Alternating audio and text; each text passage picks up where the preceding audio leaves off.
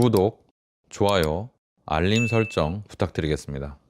안녕하세요, 털보이사입니다. 최근 듀피트렌 병에 대해서 말씀드리고 있습니다. 듀피트렌 병이라는 것은 손가락이 이렇게, 특히 네 번째, 다섯 번째 손가락이 점점 구부러져서 펴지지 않는 만성 질환입니다. 주로 손바닥에 있는 섬유 조직이 비정상적으로 두꺼워지고 수축하면서 발생하는데요. 이 손바닥에 있는 섬유 조직이 마치 피부가 두꺼워지는 것처럼 그렇게 느끼게 됩니다. 힘줄은 아니에요. 이로 인해서 손가락이 점점 구부러지고 일상생활에 불편을 초래하는 경우가 많습니다. 방아쇠 손가락은 이렇게 구부러졌다가도 어떨 땐 펴지는데, 이거는 그냥 점점 노끈이 쪼그라들듯이 점점 구부러져서 펼 수 없는 이런 병입니다. 여기에 대해서 다양한 치료 방법이 있지만 하키나이프를 이용한 건막 절개술이 듀피트렌 병에서도 효과적인 치료법으로 생각됩니다. 누구나 다 하는 건 아니고요. 제가 하키나이프를 잘 다루다 보니까 하키나이프로 건막 절개술을 해서 좋은 결과를 얻었고, 이론적으로 아무리 생각해봐도 기존의 여러 가지 치료법의 한계점이나 단점을 보완하는 좋은 방법으로 생각이 되어서 오늘 소개해드리려고 합니다. 기존의 주사 바늘 건막 절개술이나 절개에서 하는 건막 절제술 수술과 비교해서 하키나이프 수술의 장점이 무엇인지 알아보도록 하겠습니다. 첫 번째, 하키나이프 수술은요, 최소 침습적으로 이루어져서 빠른 회복을 돕습니다. 하키나이프 건막 절개술은 매우 작은 절개를 통해서 수술이 진행됩니다. 그러니까 피부를 길게 째거나 옆으로 째거나 벌리거나 하지 않고 바늘구멍만 계속 남는 거죠. 예를 들어서 여기 제가 손바닥에 그려봤는데, 다른 수술법, 그러니까 근막 절개술 또는 건막 절개술을 하게 되면 이 절개술을 할 때 이렇게 손을 많이 째야 됩니다. 험하죠? 이런 식으로 째는 것보다는 하키나이프로 해서 바늘구멍만 남는 것이 정말 빠른 회복이 되지 않겠나 하는 생각입니다. 이렇게 절개를 하게 되면 비록 구부러진 손가락을 어떻게 펼 수는 있겠지만 이 수술 상처 자체만으로도 손에 큰 문제가 생기는 사람들이 더러 있습니다. 다 문제가 생기는 것은 아니지만 문제가 생기는 분들이 꽤 있습니다. 그리고 두 번째 수술은 굉장히 어렵습니다.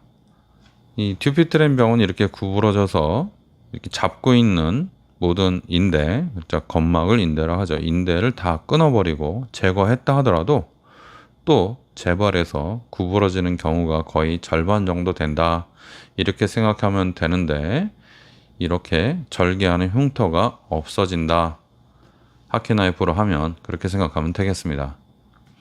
두 번째, 주사바늘 건막 절개술보다 하키나이프가 정확한 절개가 가능합니다.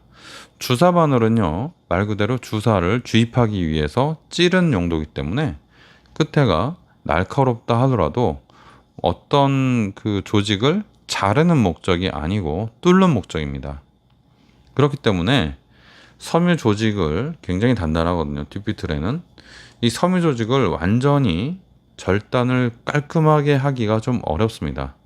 정확도도 떨어지고요. 주사 바늘이 작은 바늘을 쓰면 덜 침습적이긴 한데 낭창낭창 거려서 정확하게 하기가 어렵고, 굵은 바늘을 쓰자니 이게 바늘이 너무 날카롭고 어디까지 들어가는지 확인하기 좀 어려워서 좀 위험합니다. 그래서 초음파를 보고 하는 분들도 있는데, 제가 누누이 말씀드리지만 초음파를 보고 바늘을 움직이면서 어떤 조직을 절개하거나 자른다는 것이 아주 미세한 거는 가능하지만, 이 손바닥을 잡고 있는 이 건막은 굉장히 두꺼워져 있고 너무 단단한 조직이기 때문에 자를 때 힘도 줘야 되고, 그래서 손이 틀어질 수가 있고 움직일 수가 있어서 굉장히 위험한 작업입니다. 그래서 이게 그렇게 쉽지가 않아요. 단단하게 그 조직을 정말 강하게 잘라야 될 필요가 있는데, 그럴 때 하키나이프가 아주 좋은 선택이 될 수가 있습니다. 제가 바늘로도 지금도 하고, 저는 바늘하고 하키나이프를 수술할 때 같이 쓰거든요. 아주 작은 부분은 바늘을 쓰고 조금 두껍고 단단한 부분은 하키 나이프를 쓰고 조직이 좀 두꺼운 부분, 손바닥이 좀 두꺼운 부분은 하키 나이프를 쓰고 손바닥이 너무 얇아가지고 하키 나이프가 들어가면 손바닥에 상처를 줄 수 있을 만한 그런 곳, 잘못하면 손바닥에 그 상처가 커질 수 있는 그런 부분에는 바늘을 씁니다.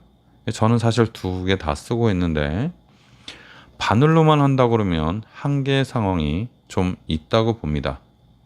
세 번째, 점막 절제술. 이렇게 절개해서 이 가운데 두꺼워진 그런 아주 지렁이처럼 아주 두꺼워진 그런 부분. 여러분들 그 자동차 펑크 났을 때 때우는 그 찐득찐득한 고무, 그걸 지렁이라고 부르기도 하죠. 그 찐득찐득한 고무처럼 생겼어요. 이 절개해서 떼내보면요. 그래서 그런 조직이다. 그렇게 생각하시면 되겠습니다. 그래서 그런 조직을 점막 절제술로 이런 식으로 절개해서 제거하는 것. 이 수술보다 하키 나이프 시술이 덜 침습적이어서 회복 시간이 빠르고 수술 후 수술 자체의 부작용이 훨씬 적습니다. 이것은 듀피트렌 병 환자들이 수술 후에 빠르게 일상에 복귀하는 데 도움을 많이 줍니다. 그리고 그 하키 나이프 수술은요, 또 장점이 재발했을 때 수술이 또 쉽죠. 똑같이 하면 되니까요. 근데 절개 수술은요, 재발하면 수술이 매우 어렵습니다. 네 번째, 하키 나이프 수술은요, 듀피트렌 병의 재발에도 좀 유리합니다.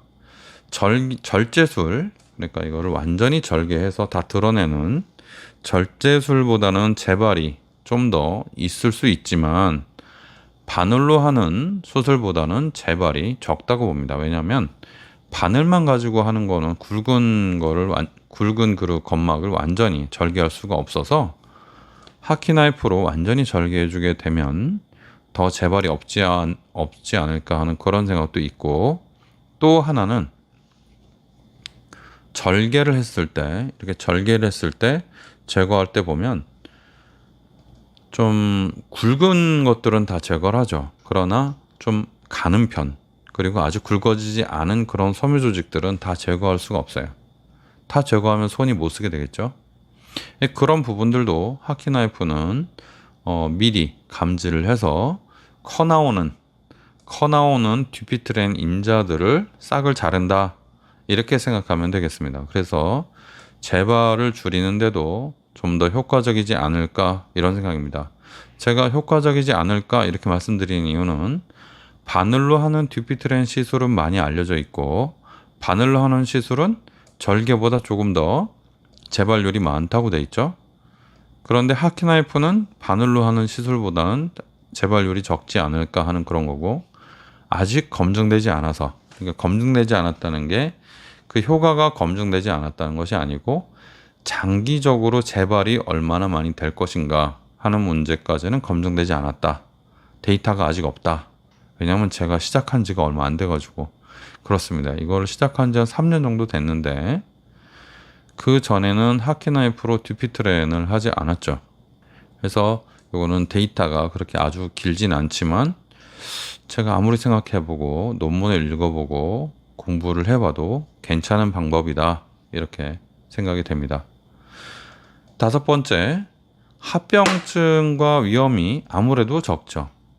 그러니까 하키 나이프 점막 절개술은 수술 후에 감염이나 신경 손상 같은 그런 합병증의 가능성이 매우 낮습니다.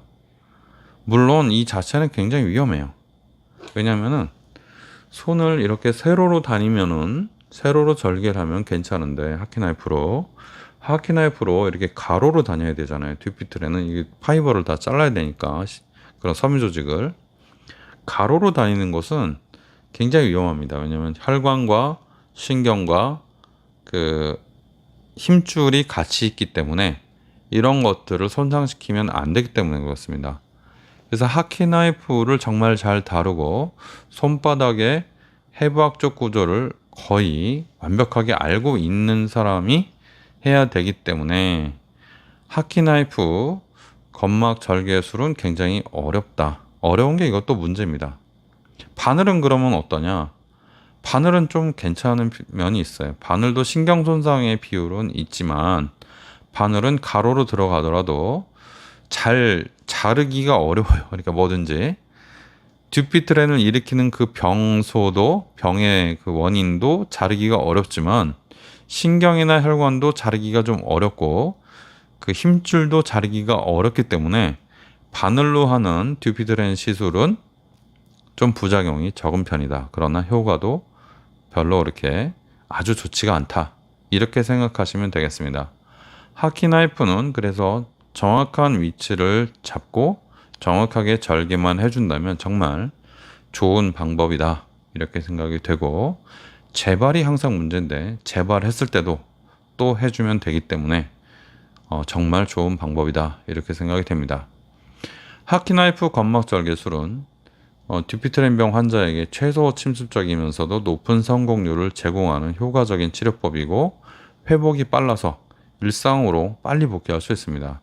제 환자들은 보니까 한 일주일이나 2주일 만에 일상에 복귀해서 문제없이 생활을 하셨고 그 뒤로 한 2년, 3년이 지나도록 다시 오지 않으신 걸로 봐서는 제가 시술한 분들은 재발 없이 잘 지내고 있지 않나 하는 생각이고 재발하시면 오시라고 했으니까 오시면 또 해드리면 되죠.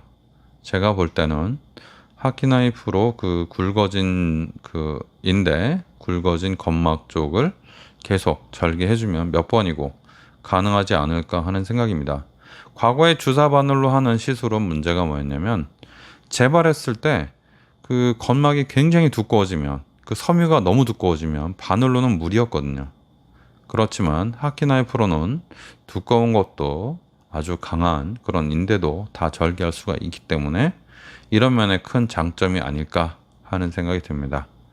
하키나이프 듀피트렌 시술, 듀피트렌 환자분들은 생각을 해보시고 가능하면 절개술을 받거나 바늘로 하는 그런 시술을 받기보다는 하키나이프 시술을 받아보는 것이 더 좋은 선택이 아닐까 하는 생각이 듭니다. 감사합니다. 듀피트렌에 관해서 하키나이프 시술 지금까지 털보이사였습니다.